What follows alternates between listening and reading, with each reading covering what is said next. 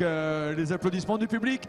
Allez mesdames et messieurs, dernier départ de l'année championnat d'Europe, vos applaudissements, drapeau vert, allez c'est parti, c'est parti. Anthony Janiek sera deuxième ligne côté gauche de la piste. Voilà, on apprécie encore ce bruit, c'est l'accélération des monstres de puissance pour une course finale. L'apothéose pour Norbert Kiss. À vous Jean-Michel. Voilà, et puis pour terminer avec cette grille, donc après Stéphie Alm, José Fernandez Teodosio le numéro 23, le franco-portugais, puis Hélène Nord numéro 16, Erwin Klein Hagelvort le 15, Florian Orsini le 19, Eduardo Rodriguez le 38 et José de Souza le 22. Ils sont en piste derrière le Pest Truck Profil Plus.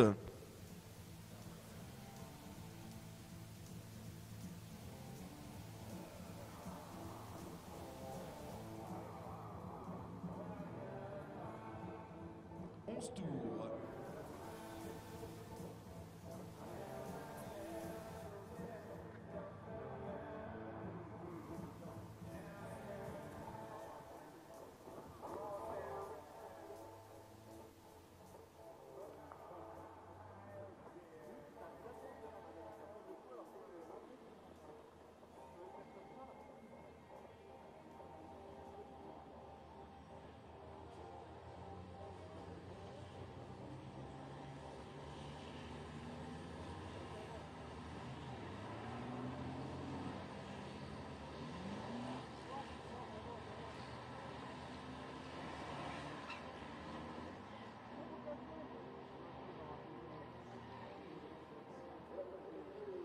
Écoutez, puisque nous sommes ensemble pour faire la fête, sachez qu'en 2013, l'année dernière, vous étiez près de 51 300, il y a 2 ans, 48 500. Cette année, l'Automobile Club de l'Ouest et le magazine France Route ont comptabilisé 52 500 spectateurs.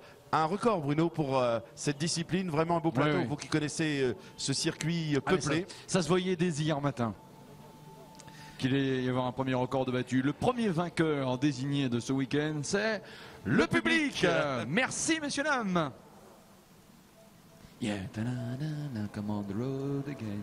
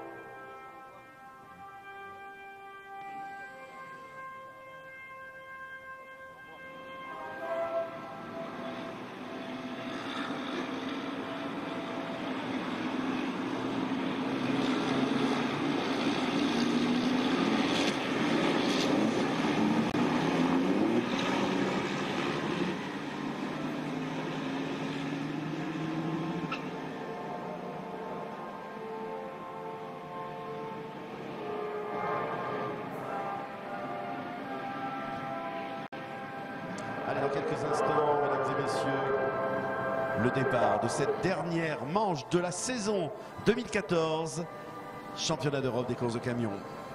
Le champion est déjà nommé, mais aura-t-il à cœur de briller? Vous le saurez dans quelques instants. Oui. Marcus Bossiger. Il va briller. Il va briller. Oh, mais oui. Il doit être euphorique, Norbert Kiss. Mais absolument. Vous vous rendez compte, en fait, il peut décrocher ou déconnecter tous les câbles. Allez, c'est parti à l'instant. Il a déjà mis un d'ailleurs devant le man. Regardez, il a déjà. Ah oui, dis donc. Ouais.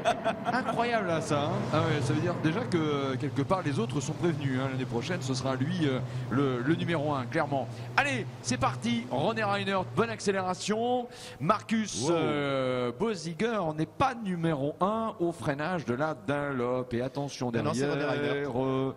Attention derrière. Bon, en tout cas, ça rentre bien pour René Reinert. Ah, pas mal aussi Adam Lasco que je pense se pointer en deuxième position, Jean-Michel Bagnin. Oui, tout à fait. 3 de front à la sortie de la Dunlop. Wow, avec Joronen, peut-être troisième, à confirmer. Oui, et puis ils ont maintenant l'esprit un petit peu libre. Hein. Les jeux sont faits.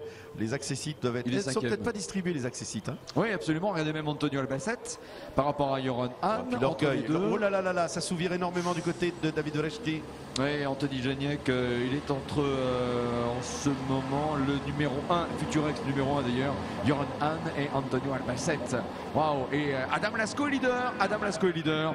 Now in the lead, Adam Lasco number 55 with by Guerra. Reinhardt second and Boesiger in third place. Voilà, René Reinhardt second, troisième Marcus Boesiger, quatrième David Wleczki, cinquième Jochen Hahn, semble-t-il. On va vérifier tout cela au prochain passage. Et Adam Lasco prend la poudre d'escampette. Là, regardez bien, très joli, 2 camions de front, freinage du virage du garage vert. À l'intérieur, numéro 1, Jochen Hahn, et il était justement passé à l'attaque sur numéro 11, Anthony Janiek qui va certainement essayer de briller. Anthony, je vous le rappelle, est parti en 6e position. Ah, voici le verdict du prix Escra qui arrive. Adam Lasco en tête, Adam Lasco en tête devant René Reinhardt, rappelons-le. On va remercier la délégation du prix Escra, mais on va en reparler dans un instant, chers amis, pour d'abord continuer de suivre ce qui se passe donc en tête de course avec en ce moment l'attaque de Marcus Boesiger. Marcus Boesiger, il a perdu des places. David Wleczki est passé en 3e position.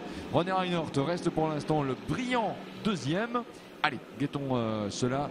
Le premier tour va se terminer là maintenant, Jean-Michel. Oui, tout à fait, avec l'arrivée à nos côtés donc de Adam Lasco, qui, je vous le rappelle, sur ce camion rose soutient la cause de la lutte contre le cancer du sein. Oui. C'est une cause mondiale et oui. le team Bugera Freightliner a souhaité s'associer donc en portant les couleurs. Bien sûr, ce n'est pas une dame qui conduit, ce n'est pas Stéphie Alm qui conduit ni Hélène, mais Adam Lasco devant René Reinhardt, David Wleczki, Boesiger, Jochen Hahn et le français Anthony Janiek qui est en 6e position. Et d'ailleurs, il est en train de se caler derrière Jochen Hahn. C'est pas mal là ce qu'il est en train de faire Anthony Janiek.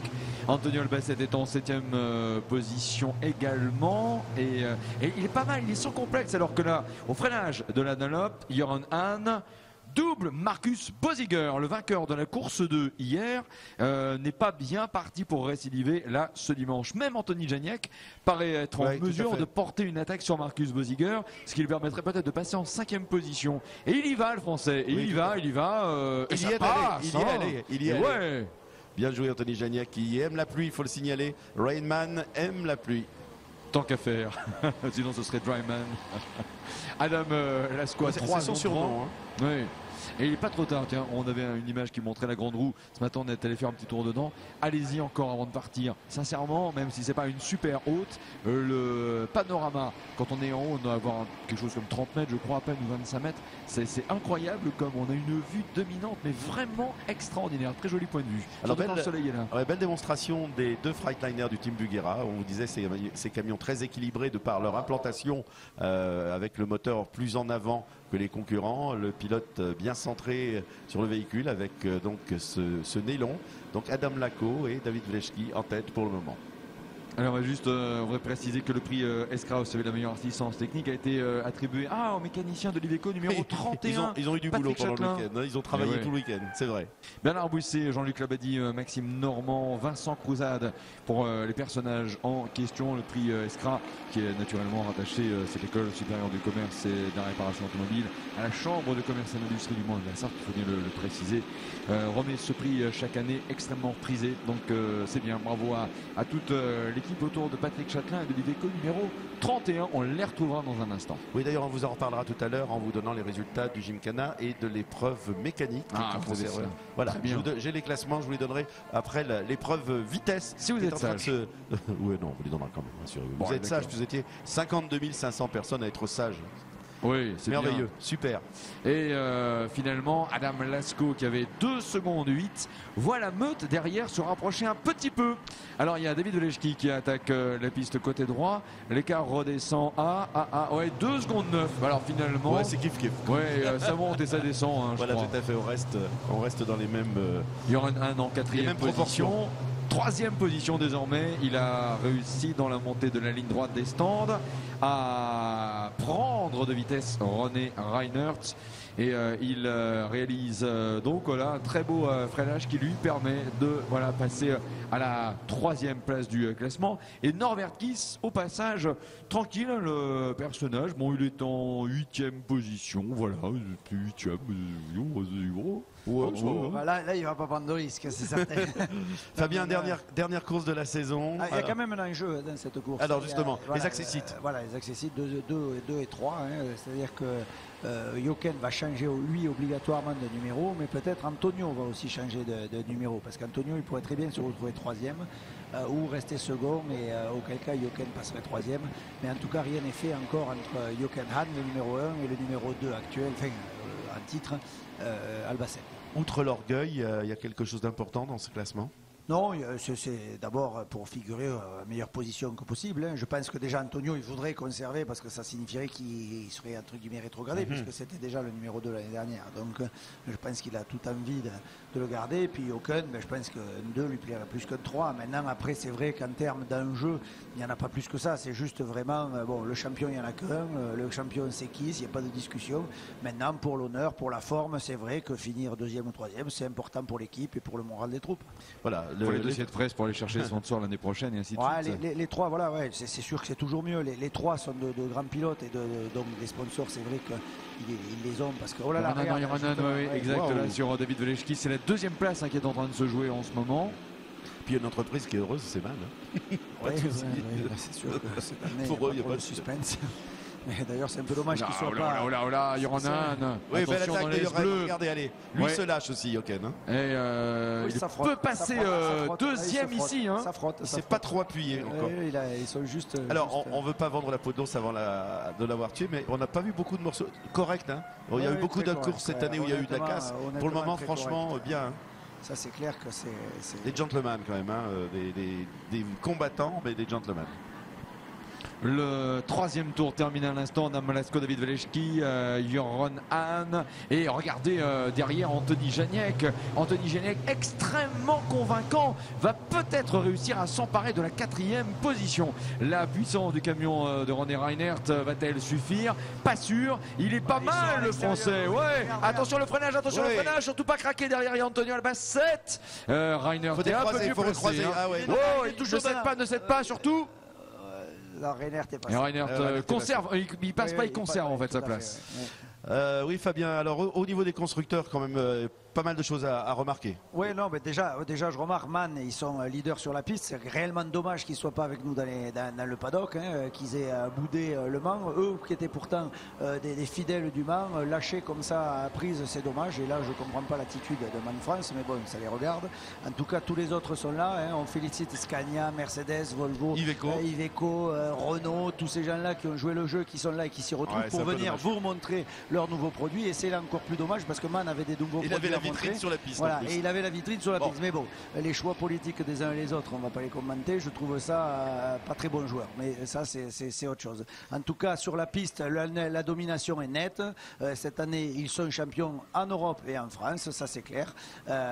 Donc voilà, il n'y a rien à dire au niveau technique. Il faut se méfier, il ne faut pas trop être fier de ses positions comme ça. Il n'y a rien qui dure toujours. Un peu trop d'orgueil, des fois il faut redescendre sur terre. Mais bon, allez, ça, on tourne la page. En tout cas, devant, ça se bagarre. C'est un Freightliner qui est en tête, c'est Adam Latko et suivi de David Veleshki. Donc c'est vrai que deux camions du team Bugira, ça fait aussi plaisir à voir. Ça montre aussi qu'en course inversée, plusieurs fois cette année, les Bugira ont été là et devant les Man, comme quoi les écarts sont faibles. Ça montre le niveau de la compétition. Et José de Souza, numéro 22, est arrêté. José de Souza, he stopped on the circuit after the nut chicane. 8 laps to go. Alors tu disais, Jean-Michel, justement, tu me lançais là sur le public, oui, 52 500, donc c'est bien, une progression, puisqu'on était à 51 300 l'année d'avant. Et 48 000 après. Voilà, mais surtout, la bonne chose, c'est grâce au lecteur électronique, on sait à quelle heure sont arrivés et sont partis les gens.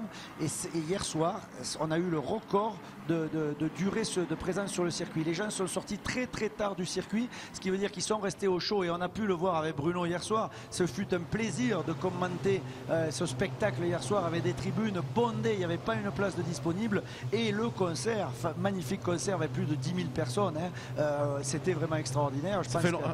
C'était vraiment une ambiance exceptionnelle, et les gens sont sortis très tard du circuit. Ça fait longtemps que les artistes qui étaient présents n'avaient pas eu autant de spectateurs. Tiens, un camion arrêté là-bas sur le parcours. José Souza. Non, mais juste te le dire. Ah oui. Non mais j'avais pas vu l'endroit où il était arrêté au loin comme ça. Ah non, c'est même pas. Écoutez, ça avait été dit aussi. Mais c'est pas grave, non, c'est une pieux. Je sais pas si c'est Souza ou Ferrand. Je vois pas le numéro. C'est Théodosio. Non, c'est José de Souza. Souza. Oui, absolument. Voilà. Paf.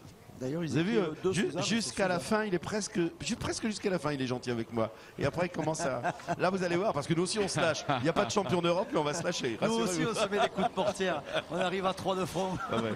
Et alors, il n'y a pas de respect pour les vieux, autant vous le dire. Ah, ça, c'est vrai.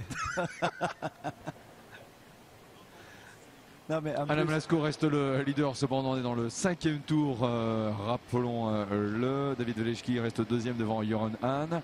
René Reinert et Anthony Janiek sont toujours en 4 et 5e position. Une très belle attaque en ce moment de l'équipage, et plutôt de Joran Hahn numéro 1, qui tente de trouver la faille là sur David Veleshki, mais c'est pas évident. Il va vendre chèrement sa position 2e. Je vais juste vérifier, oui, là cette fois c'est fait. Antonio Albacete a réussi à s'imposer sur Anthony Ah mais non, même pas. Non, rectificatif. Non, j'avais cru effectivement dans la descente du garage vert que ça avait été le cas. Anthony Janiek résiste à Antonio Albacete, il est toujours 5e. Ouais, Antonio, là, il fait pas la super opération.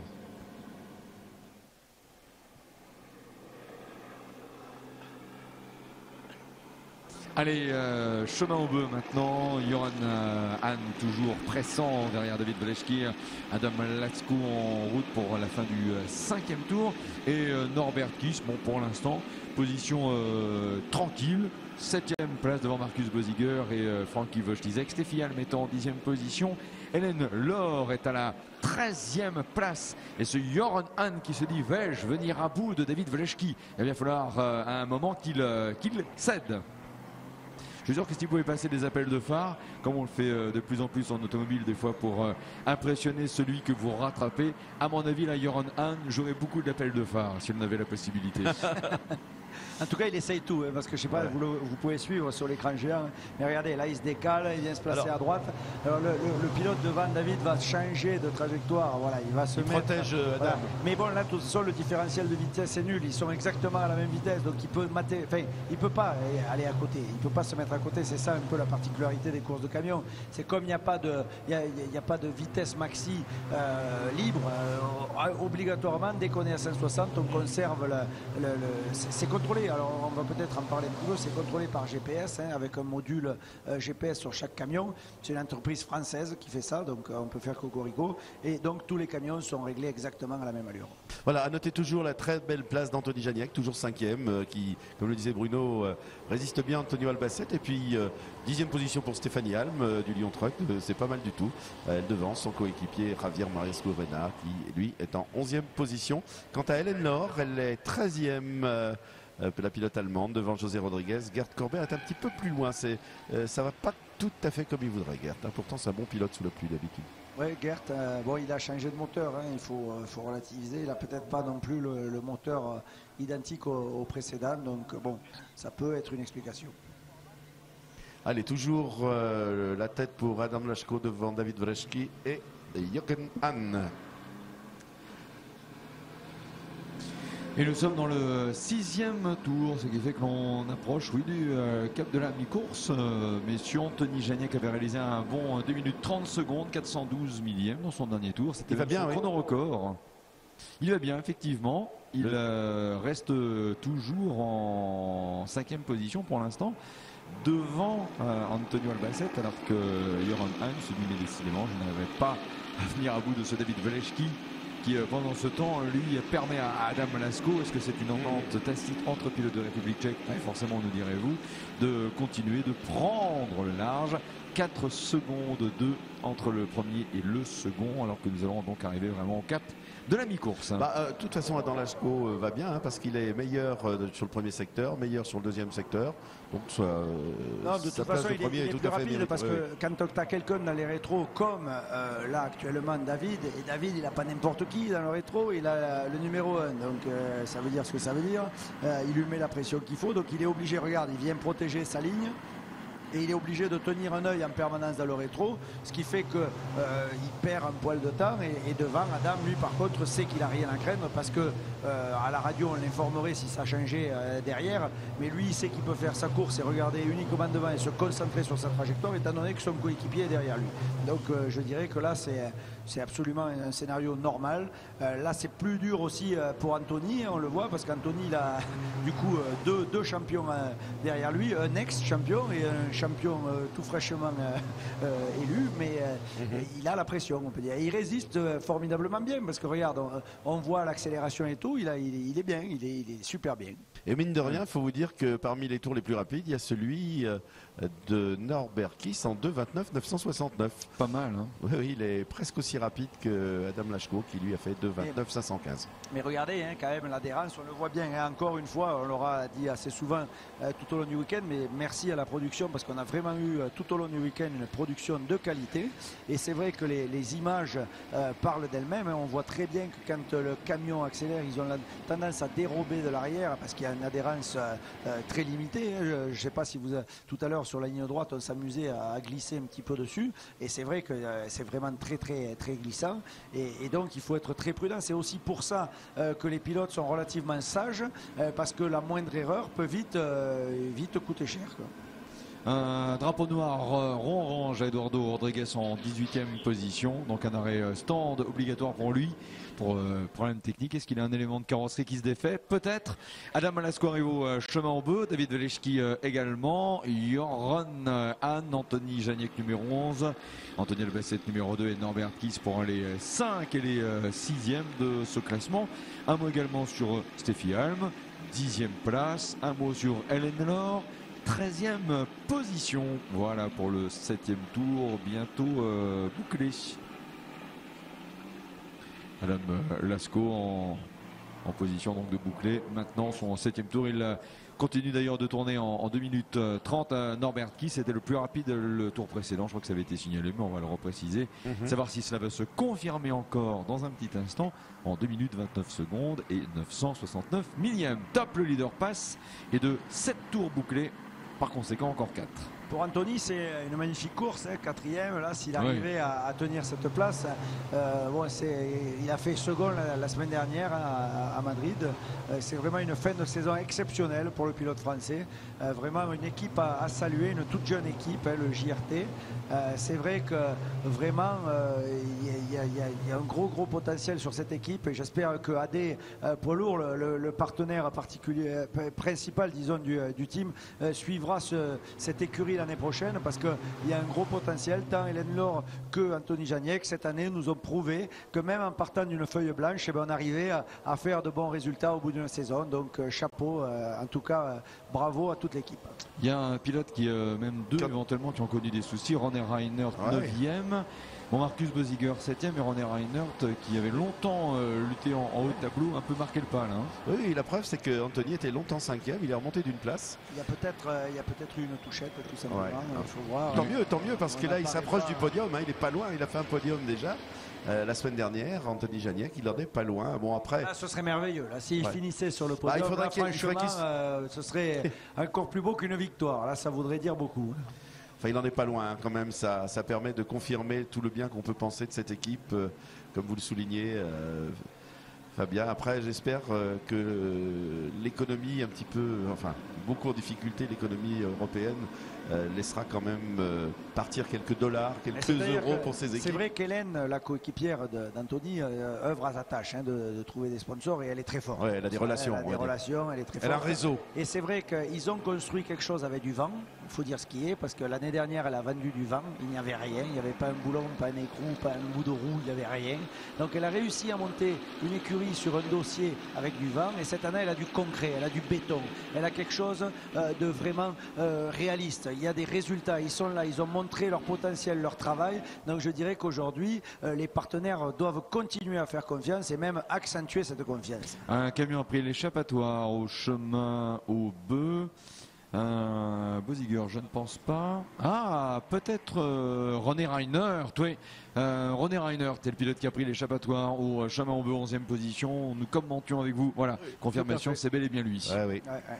8e passage pour Adam Lasco à l'instant. 8e passage. On nous le montre. Hein, on a l'explication. Un transporteur, hein, grosse boîte de transport, René Reinert, de logistique. Oui, plus de 500 camions qui roulent, 500 cartes grises moteurs qui roulent sur l'Allemagne, et notamment l'Allemagne de l'Est.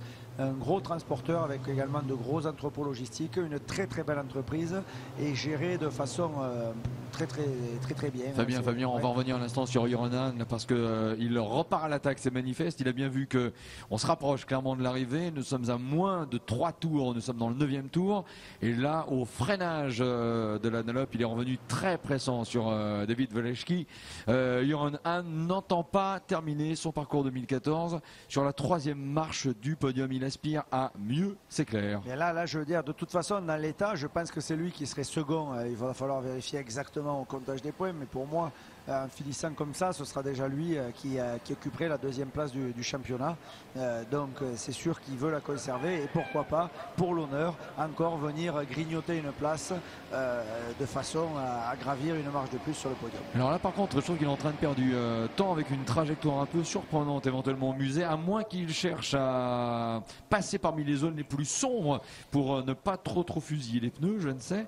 Il est toujours à la 3e place. Anthony Janiek, regardez bien, oui, il se rapproche effectivement de Ironan. Anthony, non seulement il résiste, non seulement il résiste à Antonio Albacete, mais il est en train d'attaquer Jochen. Donc ça, c'est encore pire.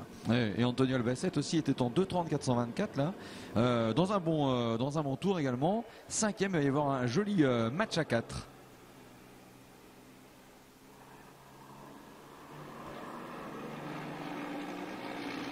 Et là, vous les voyez qui passent le chemin en bleu à un arrêt, messieurs, c'est Eduardo Rodriguez, 18e. Oui, il respecte le drapeau noir et orange que la direction de course lui avait passé, qui signifie problème technique. Donc obligation de s'arrêter au stand pour vérifier.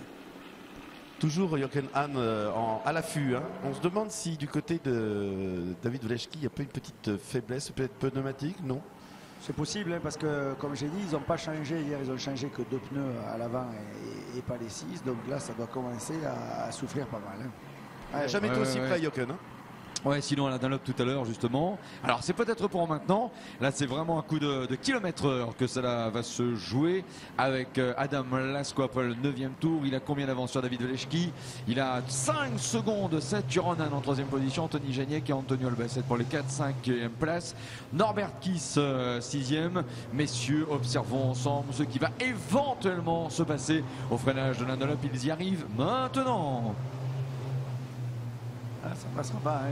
C'est très juste, mais tant qu'il n'y a pas d'erreur, et on voit David, hein, il commet aucune erreur, il occupe la trajectoire, hein, il l'occupe pleinement, on va dire, mais il ne laisse pas la moindre chance à Jochen de venir le chatouiller, et les écarts sont tellement faibles qu'à moins d'aller à la touchette, je pense on voit bien là d'ailleurs sur la vue actuelle, il y a vraiment la trajectoire plus sèche d'un côté que de l'autre, donc c'est vrai que si le pilote se décale pour essayer d'aller le chercher, ben, obligatoirement il sera en manque d'adhérence.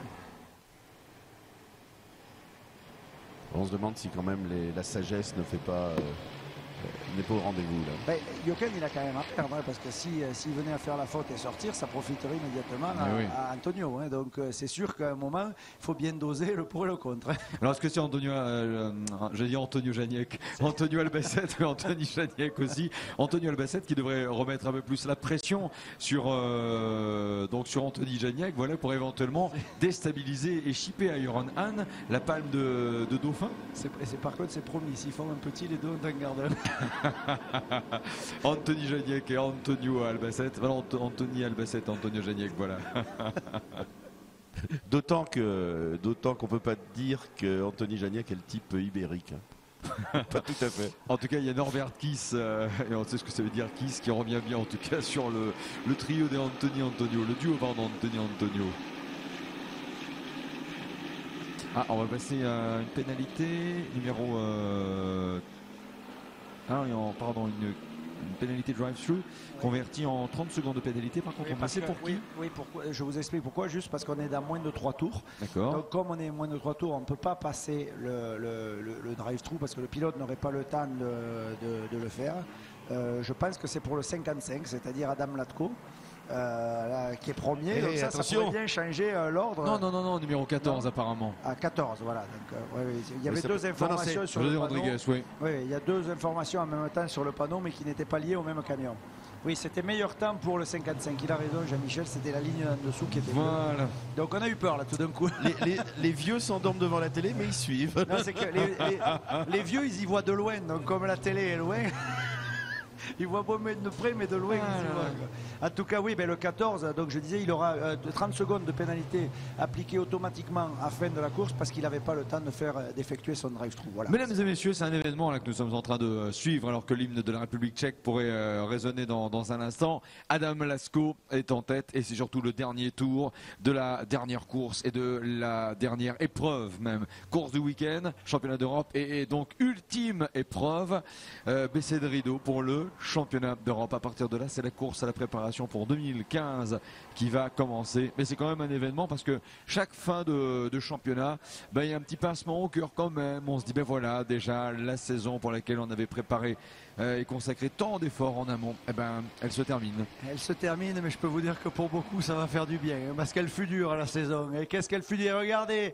Jokenan, il ne se laisse pas compter.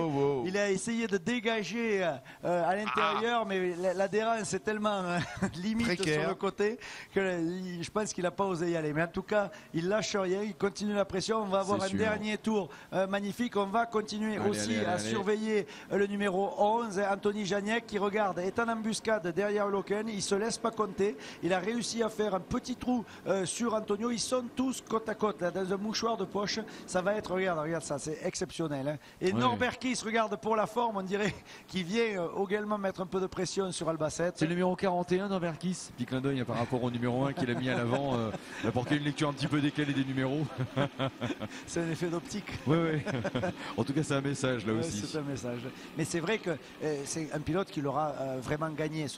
Attendez, regardez Anthony Janiek là. Imaginez le coup de Jarnac du dernier tour avec Joronen encore troisième qui n'a pas réussi à prendre l'avantage sur David Veleshki. Et imaginez Anthony Janiek qui va y aller. Incroyable, il va tenter de. Non, sait-on jamais. C'est maintenant ou jamais. La petite ligne droite. Est-ce qu'il va plonger à l'entrée du raccordement? Osera pas. Encouragez-le. Osera peut-être pas. Allez. Et la victoire de Adam Lasko. Et qui sera donc 2, 3, 4, 5, 6. Pas de changement finalement. David Veleshki, Joronen, Antonio Janiek, Antonio Albacete, Norbert Kiss. C'est serré quand même. C'est sympa quand même. C'est serré. Ouais. Et Marcus Bosiger, 7e. Alors là, c'était vraiment un très beau final, hein, franchement.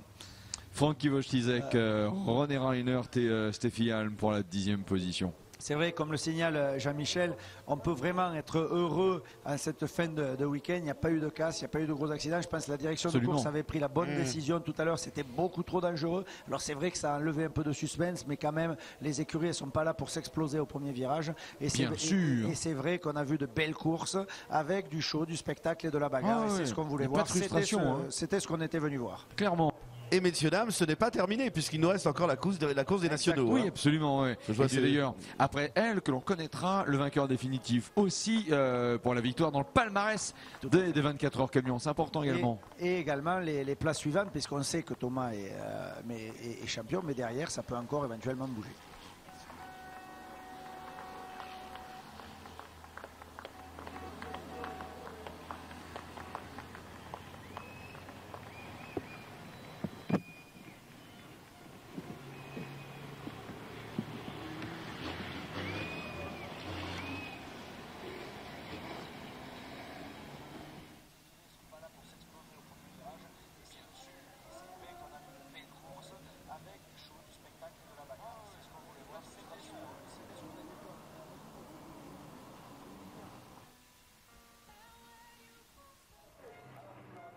Voilà, et puis on va rappeler quand même la superbe 4e place d'Anthony Janiek, 5e Antonio Albacete, 6e Norbert Kiss, 7e Marcus Bosiger, 8e Frankie Wojcicek, 9e René Reinert, 10e première dame Stéphanie Alm, 11e Javier Maria Scurena, l'Espagnol, 12e José Rodriguez, 13e Gerd Korber, 14e Hélène Laure, 15e José Fernandez Teodosio, 16e Erwin Kanlager-Wort, 17e Florian Siné, sachant quand même que José Rodriguez va avoir une pénalité de 30 secondes et que ça risque de le repousser au-delà de la 16e place et faire gagner par là même une place à ceux qui sont derrière lui au classement provisoire donc de cette épreuve. Voilà, on se retrouve dans quelques minutes pour le podium de cette dernière manche de l'année du championnat d'Europe des courses de camions. Et puis là-bas, en pré-grille, derrière nous, eh bien, sont en train de se préparer les acteurs français de la compétition, à savoir la Coupe de France, en vous rappelant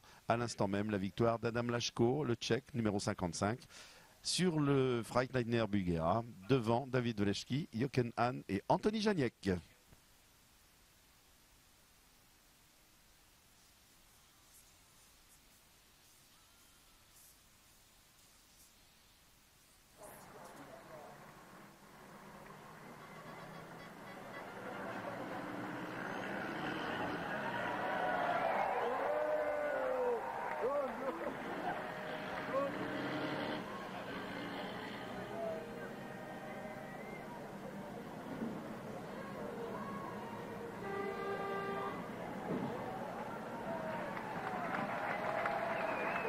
So, checkered flag and the conclusion of this FIA European Truck Racing Championship.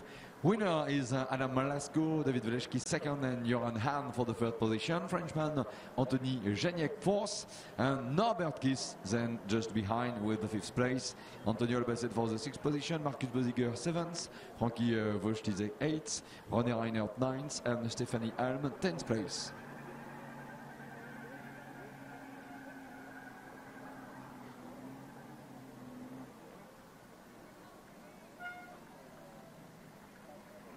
Avant de nous retrouver sur le podium, Jean-Michel Bailly, avec naturellement les pilotes de championnat d'Europe, nous allons tendre l'oreille et vous écouter nous dire ce qu'il s'est passé déjà dans... Alors on avait l'épreuve de mécanique alors, hier. Donnez-nous l'épreuve de mécanique, Bruno, si vous voulez. Allez, on y va. Eh bien, donc c'est le duo des mécaniciens d'Hervé Crozier, Loïc Portalier et Pascal Wagner qui a réalisé le démontage, remontage en 1 minute 42.